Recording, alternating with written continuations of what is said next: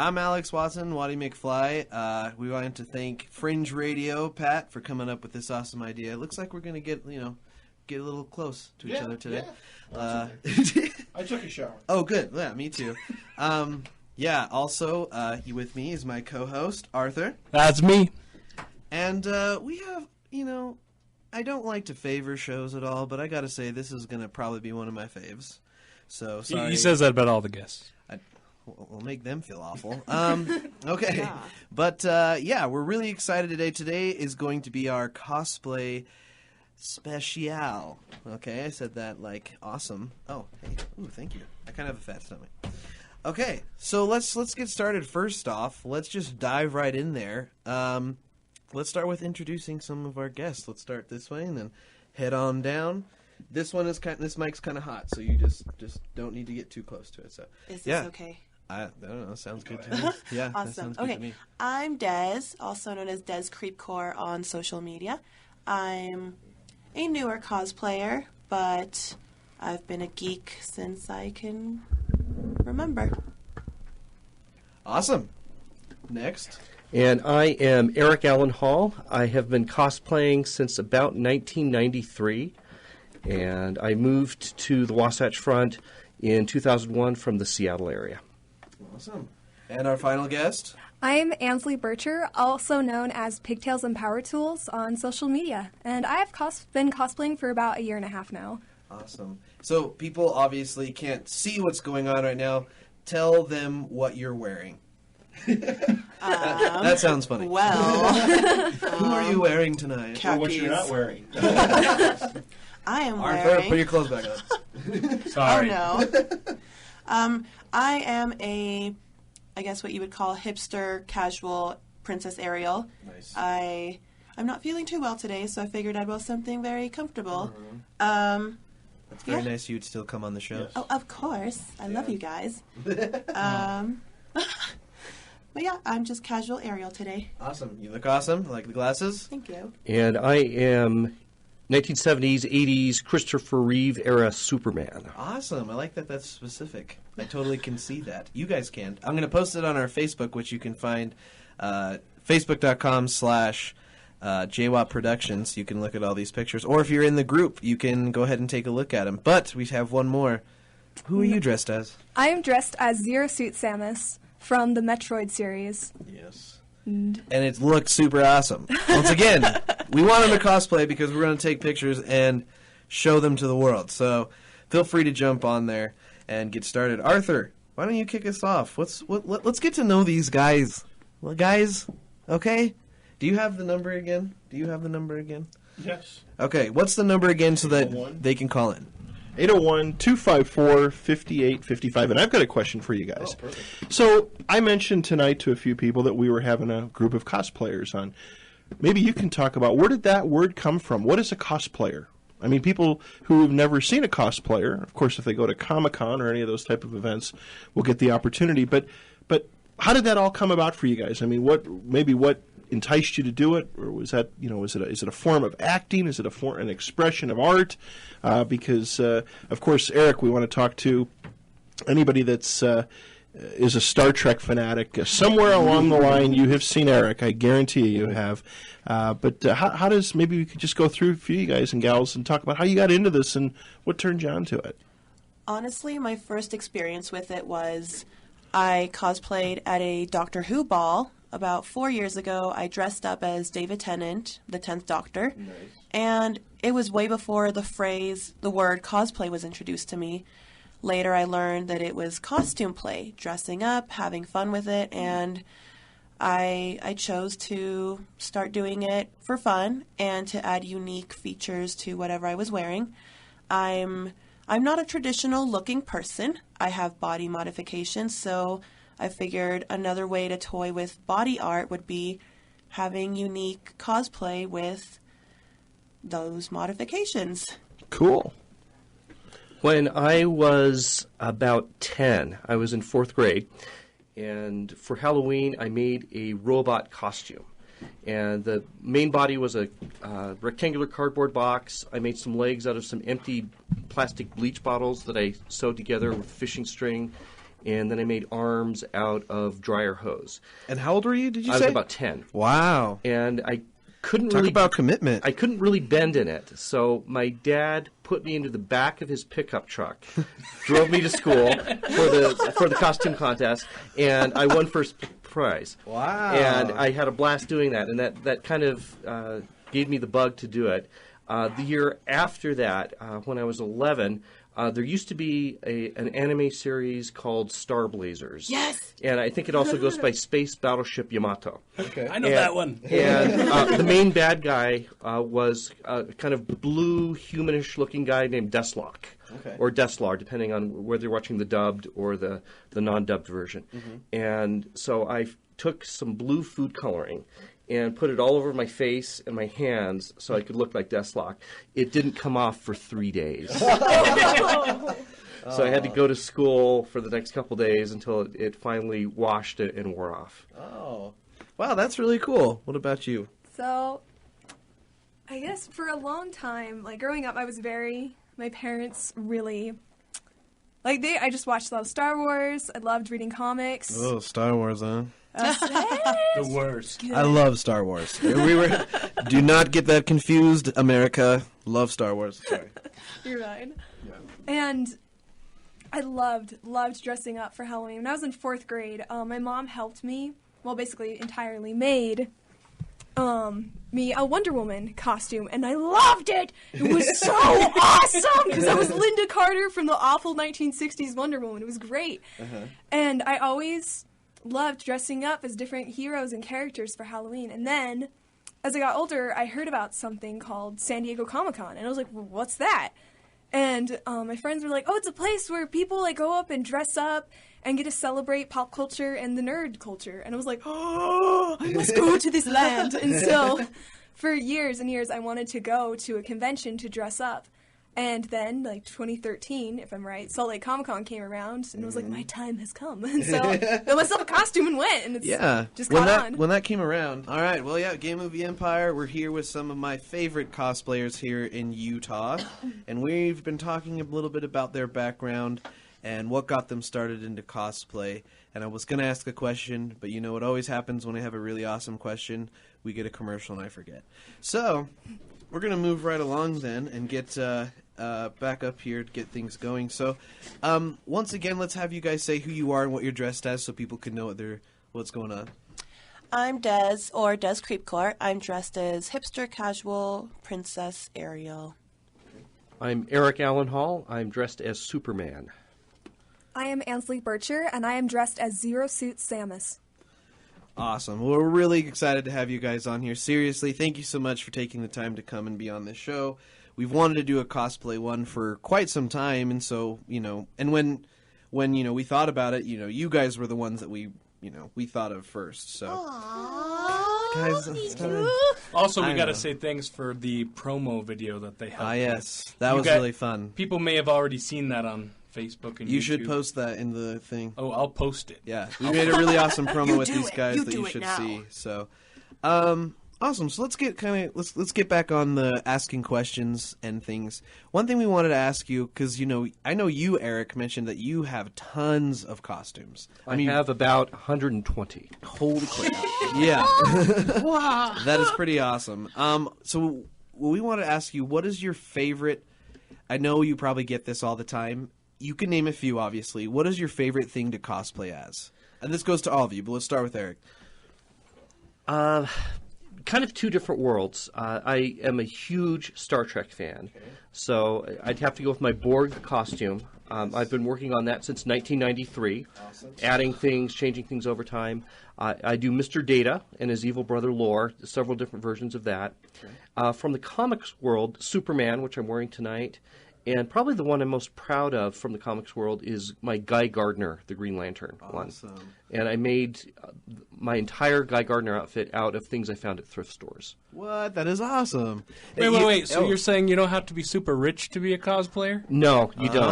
And I get questions about my Borg costume. I've won the Las Vegas Star Trek Convention costume contest 4 times with it. Wow. And people say, how many thousands of dollars have you spent on that? and I've spent maybe $80 or $90 on it because it's things from thrift stores. The chest piece was bicycle motocross armor. I still remember it was $12.99 at a thrift store, and the trunks are hockey pants that I found for $3 or $4.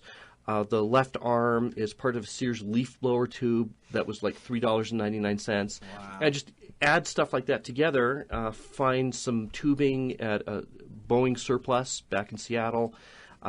Old toys that I find at thrift stores. Spray paint them black, highlight them with silver, attach them together, and then I've got a board costume.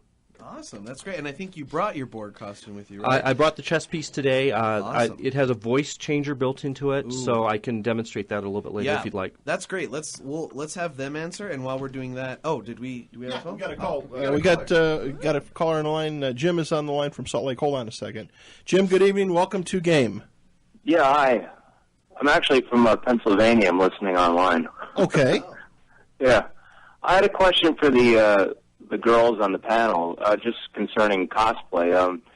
What do you think about girls who are getting, well, how should I say this, getting enhancement, moving up in the business based on appearance alone instead of the costumes? Do you think that's kind of ruining the essence of cosplay as far as these high-profile cosplayers? Do you think that that's kind of ruining the business at all for the lesser, or like the kind of the essence of the cosplay business? So, sorry, we kind of had a little bit of technical difficulties hearing you. Are you asking how the business of cosplay? Can you restate that again? Yeah, I guess what I'm trying to say is because there are a lot of famous cosplayers these days, especially female cosplayers, and I guess what I'm trying to say is, do you think that because some of the female cosplayers out there are getting physical enhancements to kind of draw more attention to themselves instead of drawing attention to themselves based on their costumes? I guess I'm just asking all the panelists, really, is that kind of ruining the essence of cosplay and what it was meant to be? What do you guys think? Personally, sex will always sell. That's a given. It will always sell, and it's unfortunate that some people feel the need to do these alterations to move up in the business. But I personally do not feel affected by it. I don't think it ruins cosplay for me. I cosplay in a way that I feel comfortable. I do things in a way that I'm comfortable in my own skin, and the attention and the amazing response I get from it, that's where I thrive. I love it. I feel positive about it. I do look up to a lot of cosplayers that have done these enhancements, but I look at their crafty stuff.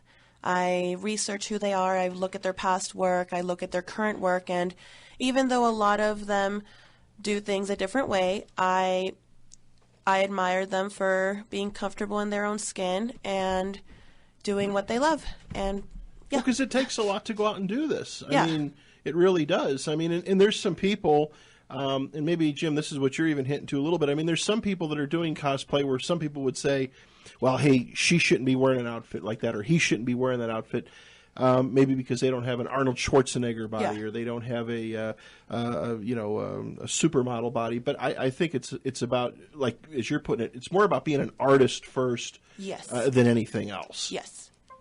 Yeah, and for me, it's all about the art of how you made the costume. For me, if somebody cosplays, I want to know, well, what materials did you use? Like, what's your character? I'm not familiar with it. Could you explain further? Or, oh my gosh, you're a demon hunter from Diablo 3. How did you make this? This is amazing. And for me, I prefer the craft side, the effort that people took into it. For more kind of risque cosplayers, it's kind of their own turf if they really want to do that. But you just need to, if you're going to do something like that, be aware that 90% of the time they're not going to really be looking at your costume.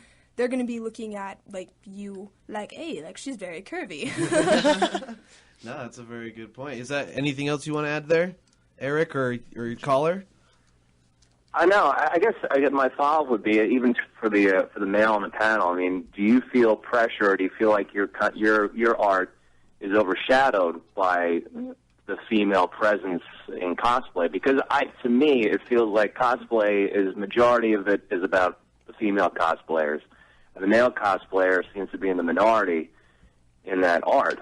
I mean, how do you feel? Do you feel pressure, or do you feel any kind of like social tier within the art as far as the attention you get, or do you feel like that it's just all about females in the business? I mean, I'm just curious to know what your thoughts are about that. Very good question. Yeah, I will agree with Des. I think very definitely sex sells. That's really not where I am coming from cosplay. I know that there are some male cosplayers who will do kind of like the equivalent of a sexy female costume to get out there and get attention. I am more about recreating characters. I doubt most people would think that my Borg costume is sexy, for example. I think it is. I am very much covered in several layers with that.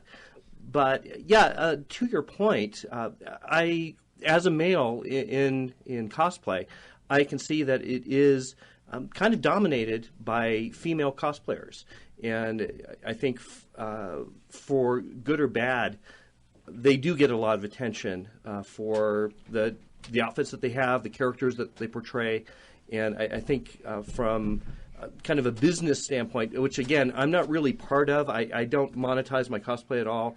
We'll probably talk about this a little bit later. I'm part of a charity costuming group, actually. But I think that from buying a prints standpoint or calendars, things like that some of the cosplayers produce, beautiful women will outshine handsome men probably in sales. Yeah. Awesome. Thank you, caller, so much for calling in and supporting the show. Thank you. Yeah, you have a good night.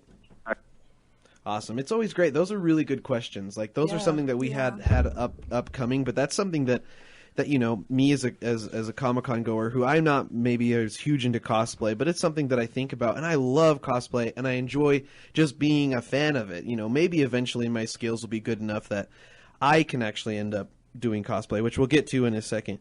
But yeah, Arthur, would you want to talk about the next question? Well, did all of you talk about your favorite cosplay outfits? Oh, I don't think we did. We only got to Eric. So, what's that?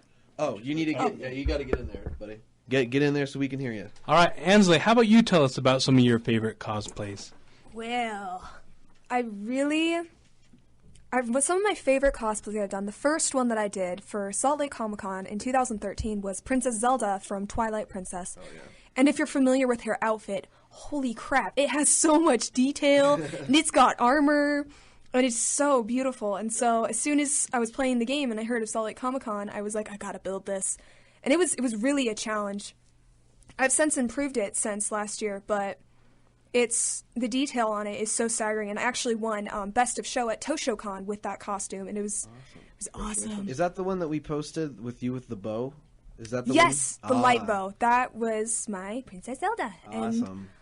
And I have three favorite ones. My Zero Suit Samus. I love the Metroid games, and the eeriness and the exploration and just the isolation in the games it's so addicting, and it's so neat to just explore this dead world.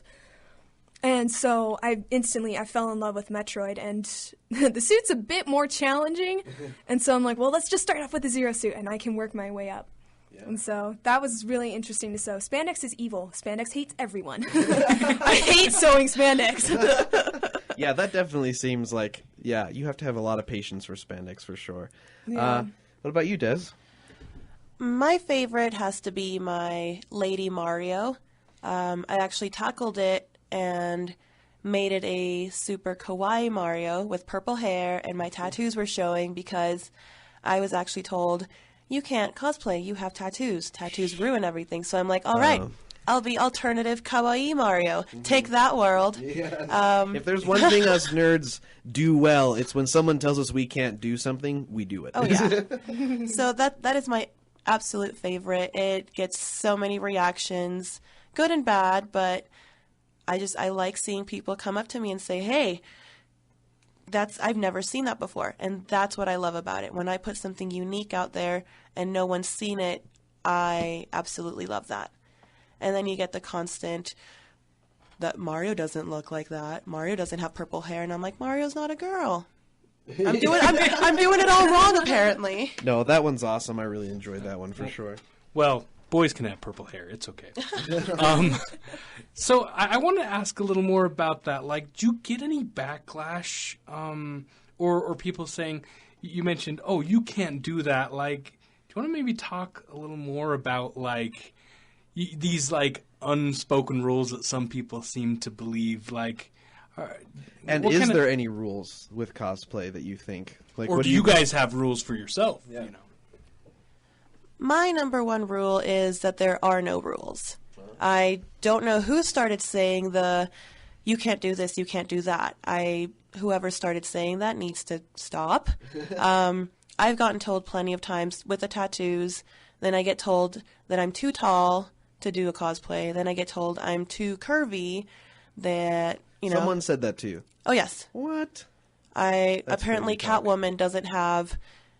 Catwoman is not as well endowed as I am, apparently. And that was an issue. Oh, goodness. Ivy Doonkitty's my favorite cosplayer. Oh, I love Ivy. She's super sweet. I'm going to take it to the nth degree. And I also did a Link from Legend of Zelda, and I got a lot for that. Link's tunic is longer. Link isn't a girl. Link isn't this. And I'm like, so what?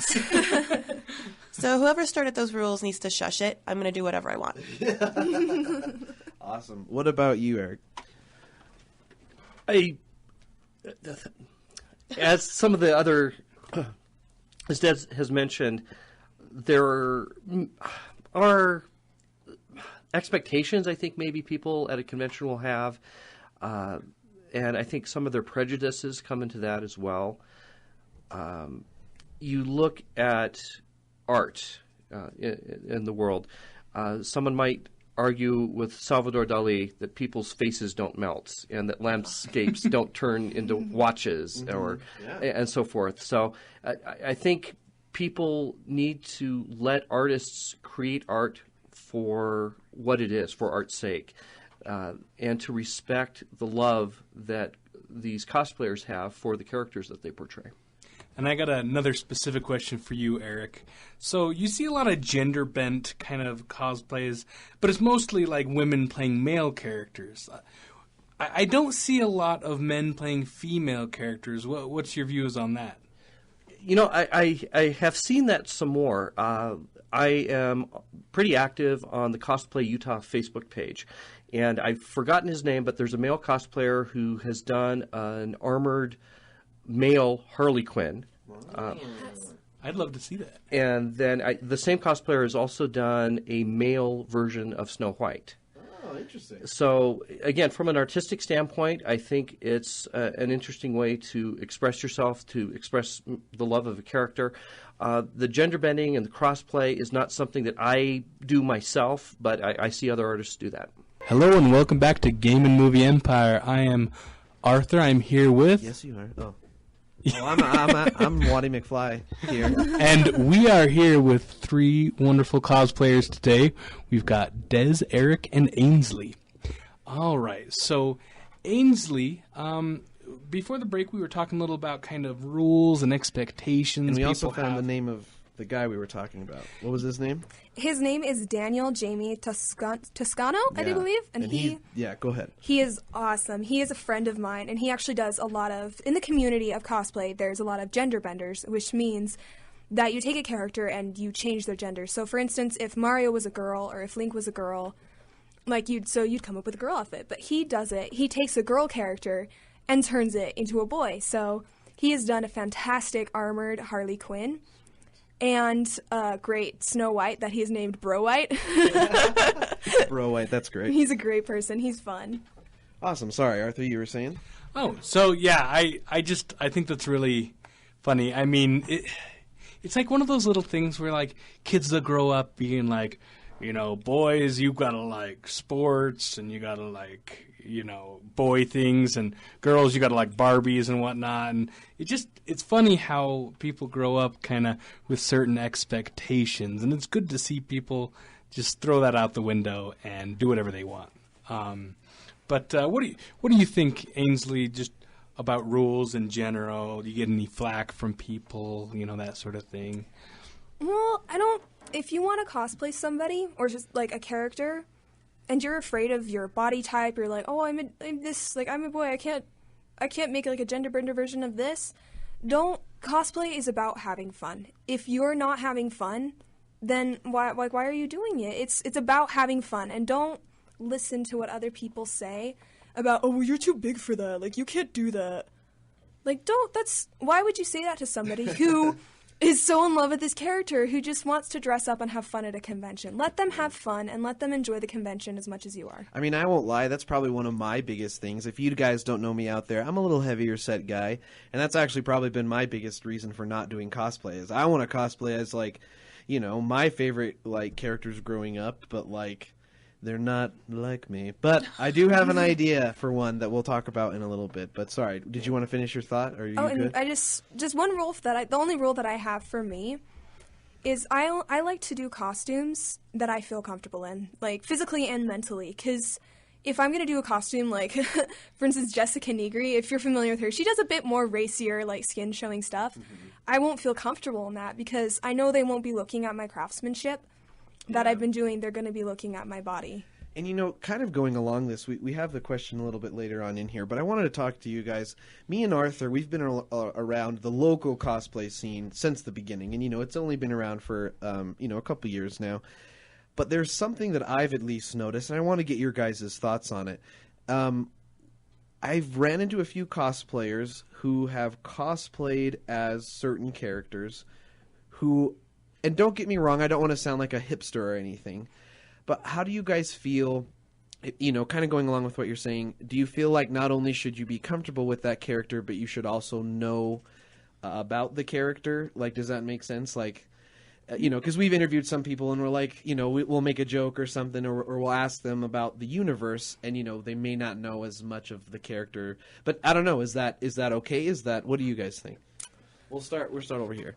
So for me, when I cosplay a character, the first thing that I do when I'm even looking for a character to cosplay, I have an attachment to that character. Like, for instance, for Samus, she's quiet, a strong female character. We really don't know much about her, and Other M does not count. That was terrible. That was bad. And so for me, I like to do characters that I have an attachment with and I know about. And for some people, if like you're like, oh, I really like this costume. I love the design of this. Like, I just want to cosplay anyway. Well, that's perfectly fine. That's up to you. However, you got to be prepared that some people will be like, do you even know like anything behind this? Even cosplay, bro? No, I'm just kidding. But you don't, like, for instance, with my Princess Zelda, I have not played every single Zelda game out there, but I've played a few and I really enjoy them. So I think, me personally, I think you should have a little bit of understanding of your character, but it's completely a personal preference. Cool. And if you want to talk in your Borg, you can. Sure, I'll save the Borg for just a second. Okay, yeah. Just looking back to last year's Salt Lake Comic-Con, I was in my Borg costume on a billboard just off of 600 South going into downtown Salt Lake. James was there as well as his Batman costume, and then out of costume, I'm not sure who he is, but there was a stormtrooper on the poster as well who was from the 501st here.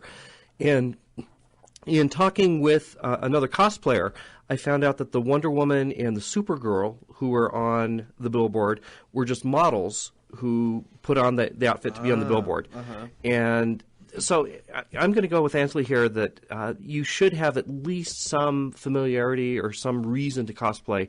Otherwise, you're just a model in a nice outfit. Yeah, definitely. And anything you want to add with that? I mean, I personally like to research characters. For example, I'm going to be doing a group with some other ladies, and I'm looking into doing a Batwoman. I'm familiar with the character, but I don't feel comfortable enough with my knowledge to actually pursue the cosplay.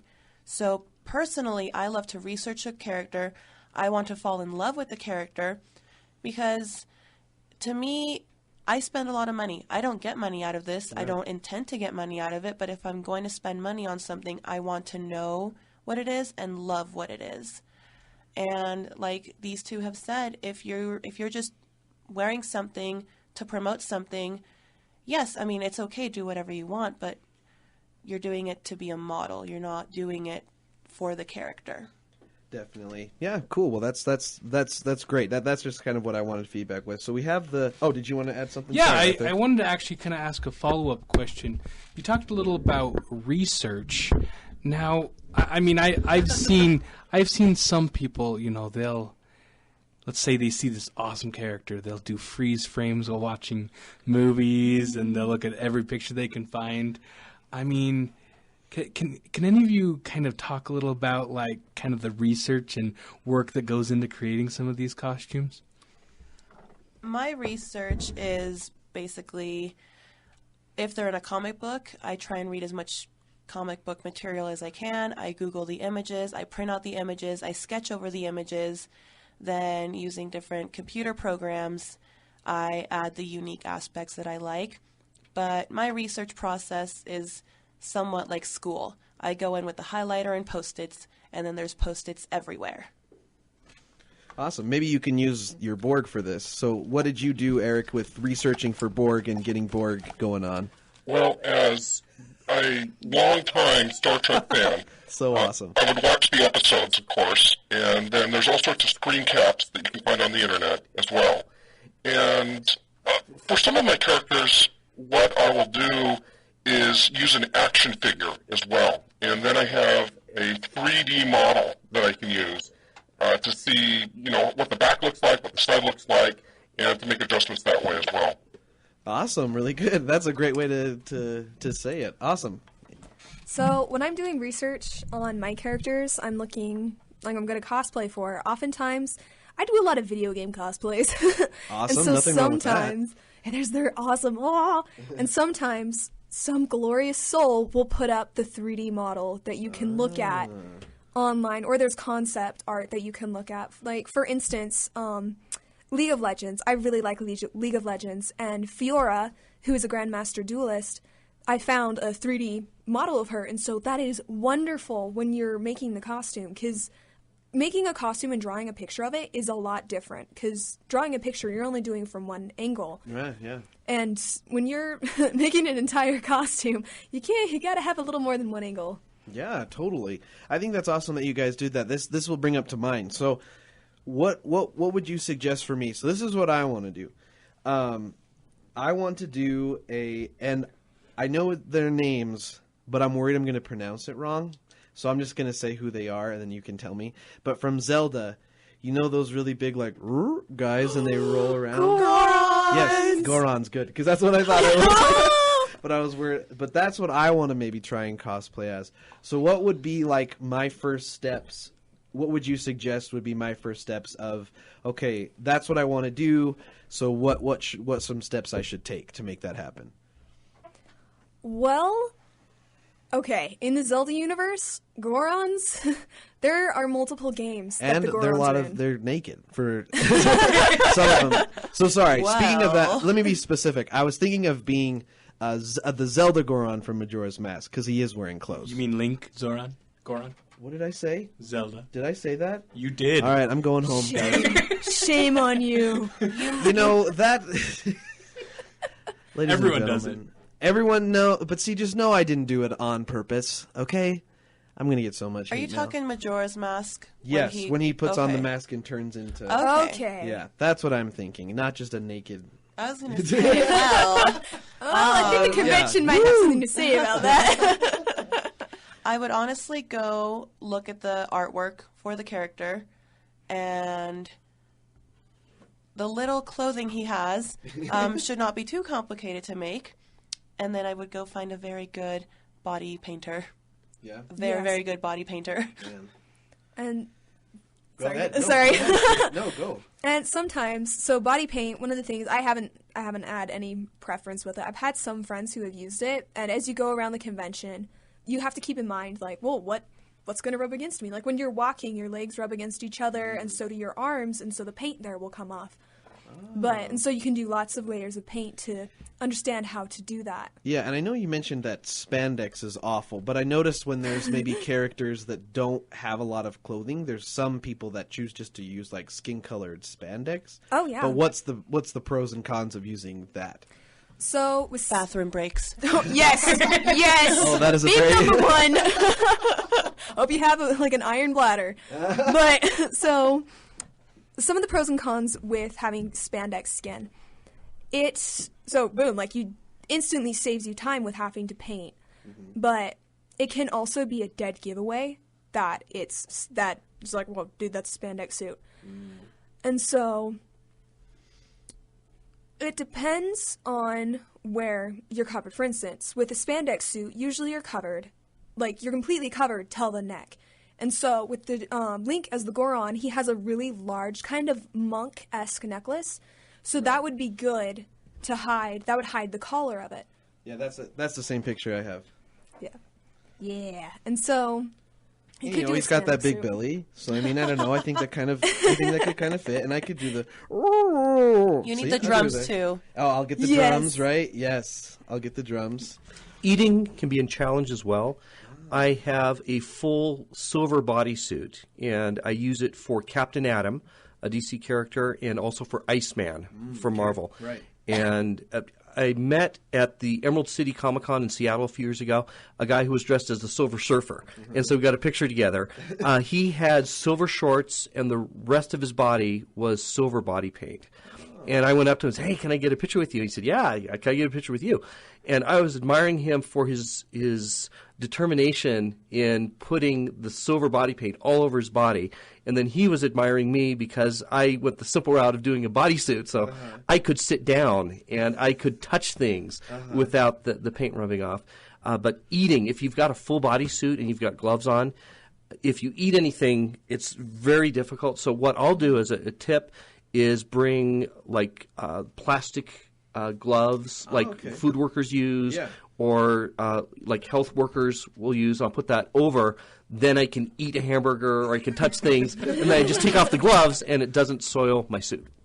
Especially with the Corson with the gloves. It's impossible to use a smartphone. If you have a touchscreen phone, you can't use it because you have gloves on. Yeah. I stick a stylus in my bag that I carry with me so I can use my phone. Nice. Yeah, I think he wears gloves, so I may have to look at that. So, Eric, you have a lot of great tips. You've been doing it for a while, obviously. But that actually brings us to another question I definitely wanted to talk about, like some challenging things about wearing costumes, about being in public. I just want to talk a little about that. Like, what are some of the challenges you face? We'll start with you. Well, who wants to start? I can. Yeah, let's go. I can start. He has more experience. Couple different types of costumes. If you wear a lot of makeup, like when I'm Mr. Data, I've got makeup all over my face and my lips, and so if I eat something, I'll be very careful to just kind of put it into my mouth and chew without putting it on my lips. When I drink water, I've practiced so that I can just kind of pour it down my throat. Sometimes if there's straws, eat with lunch with you guys. Yeah, and then I'll just like, this is great. Sometimes I'll be lucky and find a straw, but then after I eat, I'll go into the restroom, find a mirror, and do some touch up on my makeup. And the same thing for the Joker or anything else that's got a lot of makeup on it. Using the restroom can be challenging. People have asked me about my board costume. Hey, can you go to the bathroom in that? Yes, I can, actually. It's kind of a suspender system underneath the chest. So being a guy, it's a little bit easier to use a urinal. I've designed it so I can do it that way. So keep that in mind for if I decide to do that. Yeah. Okay. But I will have spandex outfits like my Superman outfit, like my Iceman outfit, where there's a zipper in the back. And it can be difficult to unzip. I have a friend who lives in California who wore a Green Lantern outfit to a con, and he couldn't get it off, and he really needed to use the bathroom. And so he really had to, and he was home at this point. So there's nobody else around to help him out. So, and it's kind of embarrassing to ask a stranger, hey, can you unzip me a little bit? So it's good to have a friend or a handler nearby who can start that process and then zip you up afterwards. You know, whatever happened to good old fashioned like pajama butt flaps? That's what I wonder.